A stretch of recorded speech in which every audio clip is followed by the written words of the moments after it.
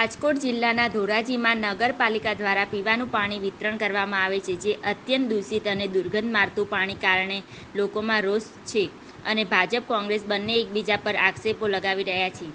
ધોરાજી નગરપાલિકામાં છેલ્લા 1.5 વર્ષથી વહીવટીદારનું શાસન છે અને વહીવટીદારના શાસનની અંદરમાં ધોરાજીના લોકોને પીવાનું શુદ્ધ પાણી પણ મળતું નથી, જેને કારણે લોકોમાં ભારે આક્રોશ જોવા મળ્યો છે. ધોરાજી શહેરની અંદર ઘણા લાંબા સમયથી પીવાના પાણીની સમસ્યા યથાવત છે. અહીંયા લોકોનું કહેવું છે કે ધોરાજી શહેરમાં નગરપાલિકા દ્વારા જે પીવાનું પાણી વિતરણ કરવામાં આવે છે તે 8 થી 10 દિવસે વિતરણ કરવામાં આવે છે અને તે પણ ગંદુ અને દૂષિત પાણી વિતરણ કરવામાં આવે છે. ધોરાજીના લાલા લજપતરાય વિસ્તારના લોકોની આક્ષેપ છે કે અહીં નગરપાલિકાના પીવાના પાણીની જે પાઇપલાઇન છે તે પાઇપલાઇનની અંદર ભૂગર્ભ ગટર પાણીની ભરી જવાના કારણે આ ગંદુ પાણી લોકોના ઘર સુધી પહોંચે છે અને આ ગંદુ પાણી પીવાના કારણે લોકોને ચામડીના રોગ અને સાવ તથા ઝાડા ઉલટી જેવા રોગો શિકાર બને છે. પણ નગરપાલિકાના અધિકારીઓને અનેકવાર રજૂઆત કરવા છતાં પણ તંત્રના પેટનું પાણી હલતું નથી. ધોરાજી નગરપાલિકા દ્વારા દૂષિત પાણી વિતરણ કરાયા બાદ ધોરાજીના રાજકારણ ગરમાયું છે. ધોરાજી શહેર કોંગ્રેસના પ્રમુખે ભાજપ અને ધોરાજી નગરપાલિકાના વહીવટદાર અધિકારી પણ ગંભીર આક્ષેપો લગાવ્યા અને કહ્યું છે કે નગરપાલિકાના અધિકારીઓ અને ભારતીય જનતા પાર્ટીના આગેવાનોની પણ આવડતને કારણે પ્રજાને દૂષિત પાણી પીવા માટે થઈ અને મજબૂર બનવું પડે છે. ધોરાજીની નગરપાલિકામાં છેલ્લા 1.5 વર્ષથી વહીવટીદારનું શાસન છે અને વહીવટીદારના શાસનના દૂષિત પાણી વિતરણ જેવી સમસ્યા સર્જાય છે અને અધિકારીઓ ભારતીય જનતા પાર્ટીના સ્થાનિક આગેવાનો ગાંઠતા ન હોવાના શહેર કોંગ્રેસના પ્રમુખનો આક્ષેપ છે. ધોરાજી શહેર કોંગ્રેસના પ્રમુખે ભાજપ પર અને નગરપાલિકાના વહીવટીદાર અધિકારી પર લગાવેલ આક્ષેપ બાબતે ધોરાજી શહેર ભાજપના પ્રમુખ રાજેશ બાલદાએ પણ એ વાતનો સ્વીકાર કર્યો છે કે ધોરાજીમાં ખરેખર દૂષિત પાણી વિતરણ થાય છે અને 8 થી 10 દિવસે પાણી વિતરણ થાય છે અને કોંગ્રેસ પર આક્ષેપ કરતાં કહ્યું છે કે ગત ટર્મની અંદર નગરપાલિકામાં કોંગ્રેસનું શાસન હતું અને પાણી વિતરણ વ્યવસ્થામાં કોંગ્રેસે કોઈ આયોજન ના કર્યું હોવાના કારણે હાલમાં પ્રજા હાલાકી ભોગવી રહી છે. મારું નામ આશીષભાઈ જેઠવા, સામાજિક કાર્યકર, ધોરાજી, વોર્ડ નંબર 8.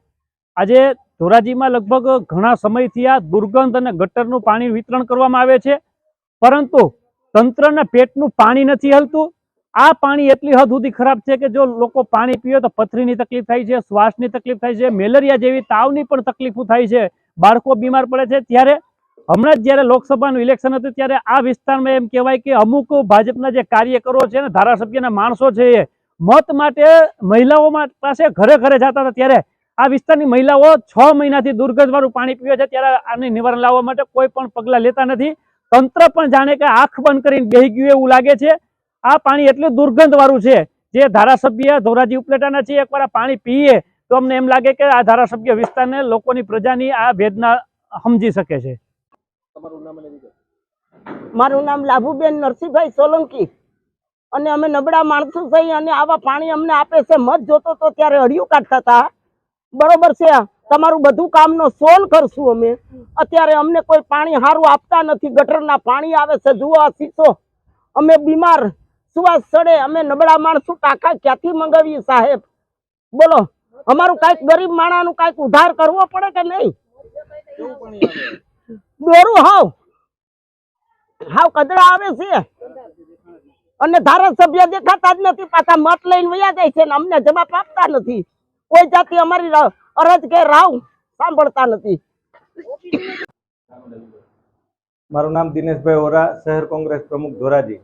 ધોરાજી શહેરની અંદર 8 થી 10 દિવસે પાણી વિતરણ કરવામાં આવે છે અને એ પણ દૂષિત અને ડોહળું પાણી વિતરણ કરવામાં આવે છે, જેને કારણે લોકોના આરોગ્ય સામે ખતરો ઊભો થયો છે. માત્ર ભારતીય જનતા પાર્ટીના પાપે અને વહીવટદારના વાકે ધોરાજીની શહેરની પ્રજા આ પીડા ભોગવી રહી છે.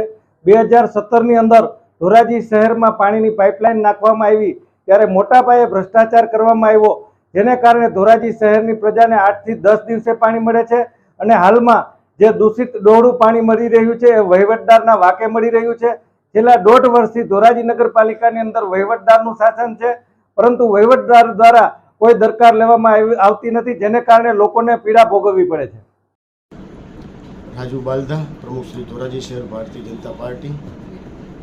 ધોરાજીની પ્રજાને જે દૂષિત અને અશુદ્ધ પાણી મળેલ છે, તો ગયા વખતે છેલ્લા 5 વર્ષ પહેલાં કોંગ્રેસનું શાસન હતું ધોરાજી નગરપાલિકામાં અને છેલ્લા 5 વર્ષથી આ ફિલ્ટર પ્લાન્ટ બંધ છે.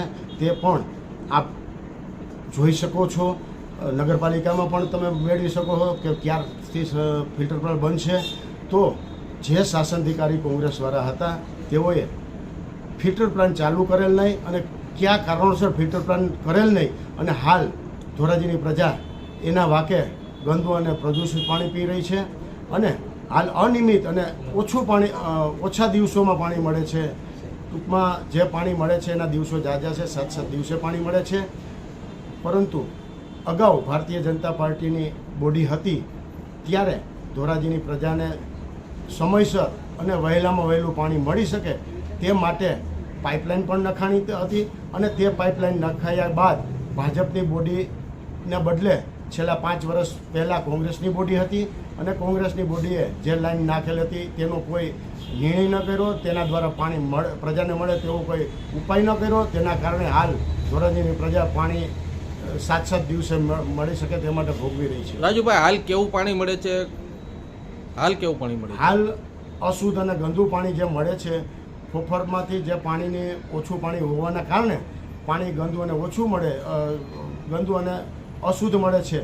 તે માટે ધોરાજીની પ્રજાને ફિલ્ટર પ્લાન્ટ હોવા છતાં ફિલ્ટર પ્લાન્ટ દ્વારા મળતું નથી. તેનું કારણ એક જ છે કે ગયા વખતના શાસનમાં જે કોઈ કોંગ્રેસની બોડી હતી અને તેઓએ ફિલ્ટર પ્લાન્ટ ચાલુ કરેલ નથી અને છેલ્લા 5 વર્ષથી ફિલ્ટર પ્લાન્ટ બંધ છે. તેના કારણે ધોરાજીની પ્રજા ભોગવી રહી છે. રાજુભાઈ, કોંગ્રેસ એવો આક્ષેપ કરી રહી છે કે હાલ નગરપાલિકામાં વહીવટદારનું શાસન છે, ભાજપની કોઈ પકડ જ નથી અધિકારીઓ પર. એ પાયાવિહોણી વાત છે. ધોરાજી નગરપાલિકામાં જે કંઈ શાસન છે અત્યારે ચાલી રહ્યું છે તેમાં સરકાર સીધી દેખરેખ રાખે છે.